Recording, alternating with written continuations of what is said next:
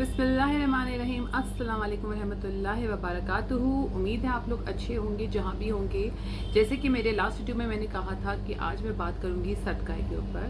सदका क्या है, किसको देना चाहिए है और उसका सही तरीका क्या है, आज उस पर बात कर लेते हैं। मुझे जितना भी इल्म है मैं कोशिश करूँगी कि मैं आप लोगों से शेयर करूँ। तो जो उससे पहले मैं आप लोगों से एक बात कहना चाहूँगी कि जो सदका है आप लोगों को उसकी इम्पोर्टेंस, उसकी अहमियत तो ज़रूर मालूम होगी। और जो सदका है वो कितना ज़रूरी है निकालना, और अपने जो ज़रूरतमंद है उन लोगों की मदद करना। ज़रूरतमंद में ना सिर्फ गरीब होते हैं, वो आपके रिश्तेदार भी हो सकते हैं। जो आपके सबसे करीबी रिश्तेदार हैं उनको भी ज़रूरत हो सकती है।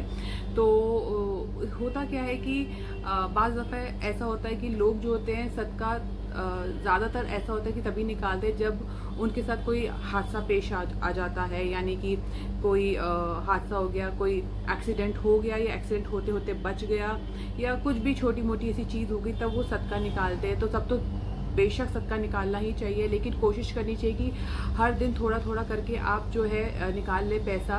और ये मान ले कि ये आपने सदके के लिए रखा है, अलग से उसको पहले से ही निकाल के रख ले। हर दिन थोड़ा थोड़ा आप करके सदका निकाल ले। ये ना सोच के निकाले कि अब मेरे साथ कोई हादसा हो गया है मैं तभी निकालूंगा। तब तो निकालना ही निकालना है। आप पहले भी तो निकाल के रख सकते हैं। इसलिए ये तो नहीं कि सिर्फ तभी निकालेंगे जब आपके साथ कोई हादसा पेश आ गया है।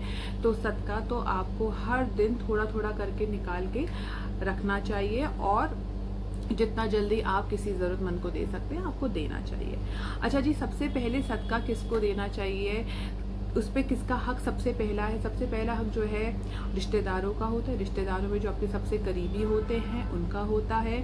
और एक हमारे सहाबी हमारे नबी के पास, हमारे नबी सल्लल्लाहु अलैहि वसल्लम के पास जाते हैं, कहते हैं कि मेरे पास एक दिनार है, ये मैं किस पे खर्च करूं। तो हमारे अल्लाह के रसूल कहते हैं कि ये एक दिनार तुम अपनी बीवी पे खर्च करो। तो साहबी कहते हैं मेरे पास एक और दिनार है, किस पे खर्च करूं। तो वो कहते हैं कि तुम अपने बच्चों पे खर्च करो। तो फिर वो कहते हैं एक दिनार और है, तो वो कहते हैं कि अपने नफ्स पे, यानी कि अपने आप पे, खुद पे खर्च करो।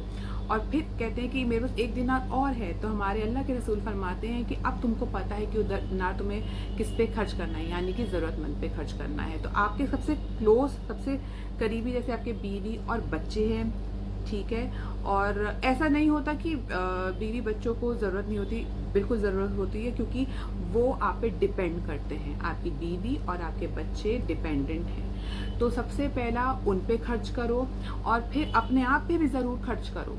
ये नहीं कि अपने आप को नज़रअंदाज कर दो और सिर्फ सबकी ज़रूरत को पूरा करते करते अपने आप को भूल जाओ। फिर तीसरा दिनार कहा गया कि अपने ऊपर खर्च करो। और फिर जो उसके बाद है गरीबों के, जो, और वो गरीबों की या फिर जो आपके बहुत ही क्लोज हैं उनकी मदद करो। तो पहला जो सदका है वो आपके करीबी पे होना चाहिए, आपके रिश्तेदारों पे होना चाहिए खर्च। तो रिश्तेदारों पे सबसे पहला खर्च करना चाहिए।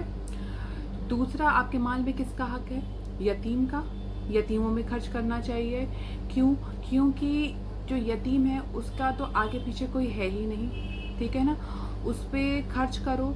अच्छा, ऐसा भी होता है कि यतीम जो है, काफ़ी ऐसे भी होते हैं जिनके पास माल भी है लेकिन उनके पीछे कोई बैक नहीं है ना, कोई सपोर्ट नहीं है। तो अगर आप जैसे कि कोई यतीम पैसे वाला है, अगर आप उस पर तो जाहिर सी बात है खर्च नहीं करेंगे, लेकिन उसको अपनापन ही दे सकते हैं, है ना। ज़्यादा से ज़्यादा उसको पूछे, उसके साथ उठे बैठे, कोशिश करें। आपके आसपास जो भी यतीम है, आपके रिश्तेदारों में जो भी यतीम है, आपके दोस्तों में जो भी है यतीम, अगर उसके पास पहले से ही माल मौजूद है, उसके पास मतलब वो फाइनेंशियली सिक्योर्ड है, तो कम से कम उसे हंस के बात करें, उसके घर जाएं, मिलें, उसे उठे बैठे उसके साथ। लेकिन अभी यहाँ पे मैं बात कर रही हूँ उन यतीमों के बारे पे जो गरीब भी हैं, जो ज़रूरतमंद भी है, और उनके आगे पीछे कोई है ही नहीं, उनका कोई सपोर्ट करने वाला है ही नहीं उनको फाइनेंशियली।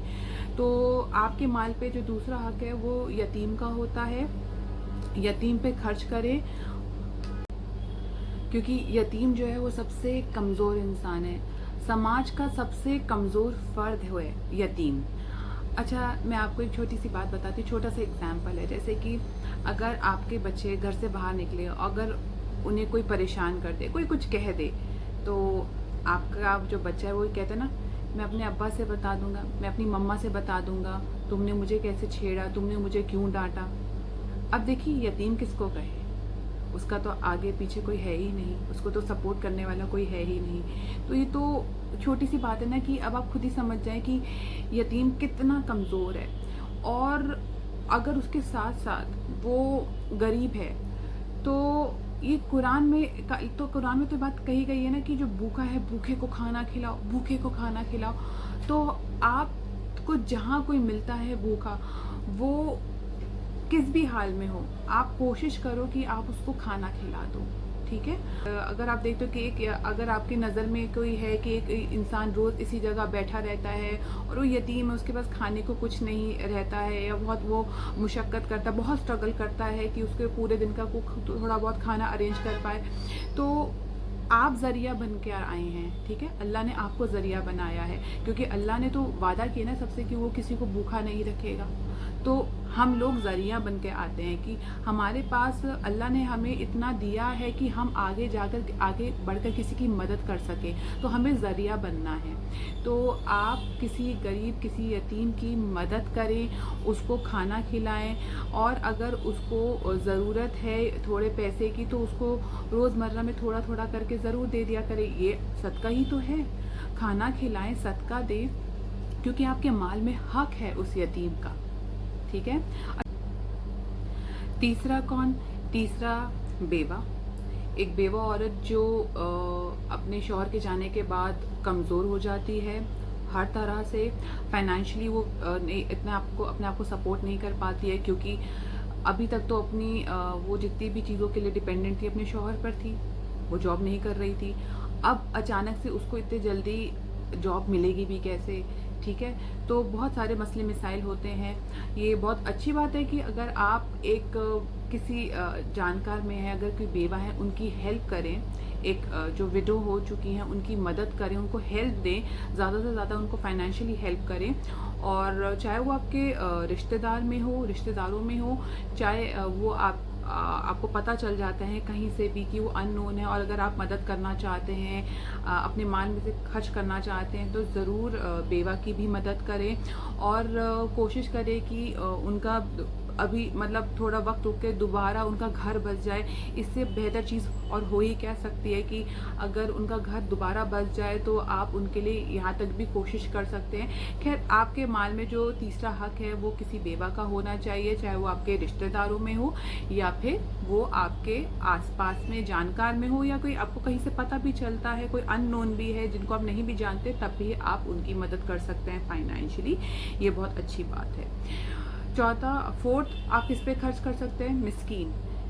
तो मिस्कीन क्या होते हैं? मिस्कीन होता है वो गरीब जिसके पास माल तो है लेकिन इतना नहीं है कि वो अपना महीने भर का जो घर का खर्च जो है वो चला पाए, अपने घर का खर्च ना वो चला पाए, और वो बहुत चीज़ों से जूझ रहा है, बहुत स्ट्रगल कर रहा है अपने फैमिली को, फिर भी नहीं वो चीज़ें दे पा रहा, उनकी नीड्स को फुलफिल नहीं, बेसिक नीड्स को।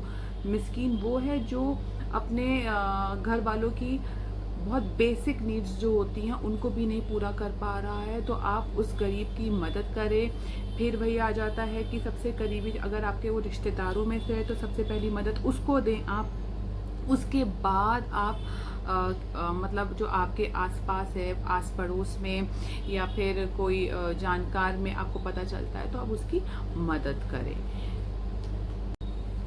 फिर आ जाता है 5वें नंबर में मुसाफिर, ट्रैवलर। मतलब कि वो जो मुसाफिर है, मान लीजिए उसके पास बहुत माल है वो, लेकिन अपने घर से निकल चुका है, उसका कोई वॉलेट चोरी हो गया, उसका सामान चोरी हो गया है ना, उसकी चीज़ें चोरी हो गई। अब वो क्या करे, उसके पास हाथ में इस समय कोई पैसा नहीं, तो आप उस मुसाफिर की मदद कीजिए, ठीक है। चाहे उसे थोड़ा बहुत, चाहे उसे उतना दे दीजिए कि वो अपने घर पहुंच जाए कम से कम, है ना, या उसको खाना दे दीजिए, खाना खिला दीजिए, उसको इतने पैसे दे दीजिए कि वो अपने घर पहुंच जाए। और अगर वो मुसाफिर ऐसा ही है कि उसके पास इतना नहीं है कुछ भी मतलब अपने आप को संभालने के लिए, तो तब भी आप उसकी मदद करें। अच्छा, ऐसा भी होता है कि कुछ लोग आजकल बहुत ही ऐसे आ जाते हैं कि आप लोगों से झूठी झूठी बात बोल देते हैं और बोलते हैं कि मैं तो निकल रहा था घर से, मेरे पास पैसा नहीं है, आप मुझे थोड़ा पैसा दे दीजिए। और उसके बाद अच्छा खासा पैसा होता है, लेकिन एक आदत होती है कि सड़क पे निकल के अच्छे घरों से कुछ लोग ऐसे निकल के पैसा मांगते हैं। तो देखिए आप तक तो बात पहुंच गई ना, और अल्लाह को भी पता है कि कौन कितना सच्चा है कितना झूठा है, क्योंकि हमें मुसाफिर की मदद करनी चाहिए। तो हमारी नीयत साफ थी, तो हमारे जेब जितना अलाउ करती है, जितना हम दे सकते हैं, हमने उस मुसाफिर की तो मदद कर दी। अब उसके अमल समझे, उसने सच बोला या झूठ बोला उसका फैसला अल्लाह करेगा। आपकी नीयत साफ थी, आपने उस मुसाफिर की मदद कर देनी है, जितना भी आपकी जेब अलाउ करे, जितना आपकी पॉकेट अलाउ करे। अच्छा, अब ये बात करते हैं कि जो सदका है वो गैर मुस्लिम को करना चाहिए कि नहीं करना चाहिए, किसी नॉन मुस्लिम को सदका देना चाहिए कि नहीं देना चाहिए। तो जो सदका है वो आप नॉन मुस्लिम में नहीं दे सकते हैं, किसी गैर मुसलमान को नहीं दे सकते, क्योंकि जो सदका है उस पर मुसलमान का हक है। हाँ, अगर आप किसी गैर मुसलमान की मदद करना चाहते हैं तो वैसे आप मदद कर सकते हैं, लेकिन जो आपकी नीयत होती है सदके की वो सिर्फ एक मुसलमान के लिए होनी चाहिए, गैर मुसलमान को सदका देना सही नहीं है। और सदका करने का बेहतरीन तरीका क्या है? अच्छा, कुछ लोग जो है सदका जो है ये सोच के करते हैं कि क्योंकि क्यों ना कोई जानवर जो है वो ज़बह कर दिया जाए, क्यों ना बकरा को ज़बह करके उसका गोश्त बंटवा दिया जाए गरीबों में। तो देखिए ये तरीका सही नहीं है, क्योंकि अगर देखा जाए तो बकरा आप तभी ज़बह करवाएं जब या तो अकीक़े का मौका हो, या फिर बकर ईद का, या फिर जैसे हज पे कराया जाता है। ये 3 तरीके तो समझ में आते हैं कि आपने बकरा जो है या कोई जानवर जो है उसको ज़बह करवा के गरीबों में बंटवा दिया। लेकिन देखिए गरीबों को जो है वो पैसों की ज़रूरत होती है ना। आपने एक वक्त का गोश्त उसको ज़बह करवा के गरीबों में बंटवा दिया, लेकिन उससे उनका घर नहीं चल पाएगा। अगर आपको मदद करनी ही है तो बेहतरीन तरीका यही है कि आप उनसे पूछ लीजिए उनको किस चीज़ की ज़रूरत है, और अगर आप में इतना है कि आप खर्च कर सकते हैं तो आप क्यों ना उनके महीने भर का राशन डलवा दें, है ना। या फिर आप उनसे पूछ लीजिए उनकी ज़रूरत क्या है। जैसे अगर किसी को साइकिल चाहिए है उसके रोज़गार के लिए, तो आपने साइकिल उनको दिलवा दी। या फिर अगर उनको अपना छोटा मोटा जो मकान बनवाना है, आपने मकान बनवाने में उनकी थोड़ा अपनी मदद कर दी, और मतलब उनको थोड़ा सा पैसा दे दिया, उनके घर बनवाने में उनकी हेल्प कर दी। या फिर अगर उनका कोई बच्चा है वो पढ़ना चाहता है तो आपने उसकी एजुकेशन का खर्च उठा लिया, है ना, उसकी फ़ीस वगैरह का। इस तरह से आप मदद दे सकते हैं। लेकिन जो सबसे बेसिक नीड होती है उनका घर का राशन अगर आप उनका भरवा सकते हैं तो इससे बेहतरीन सदका, बेहतरीन तरीका कुछ है ही नहीं। क्योंकि देखिए सबसे पहले जो है वो भूख है, सबसे पहले जो है भूख है। अगर इंसान ही भूखा रह जाएगा तो आगे कुछ कर ही नहीं पाएगा। तो सबसे पहले आप खाने के लिए उनको पैसा दीजिए, ताकि उनकी बेसिक नीड पूरी हो सके। नहीं तो उनके महीने भर का जो राशन क्या क्या डलता है आप वो उनसे पूछ लीजिए। और जैसे ये भी होता है कि अगर वो कोई गरीब है, अगर वो बीमार है तो आपने उनका इलाज करवा दिया, थोड़ा उनका ट्रीटमेंट करवा दिया, उनसे पूछ लिया कि आपको कौन सी दवा वगैरह चाहिए, आपने उनकी दवा वगैरह का खर्च उठा लिया। तो इस तरह से मदद की जा सकती है और ये बेहतरीन तरीका है। तो मेरा वीडियो आज के लिए बस इतना ही सदके के ऊपर, और सदका करते रहिए। तब तक के लिए दुआ में याद रखिएगा। अल्लाह हाफिज़।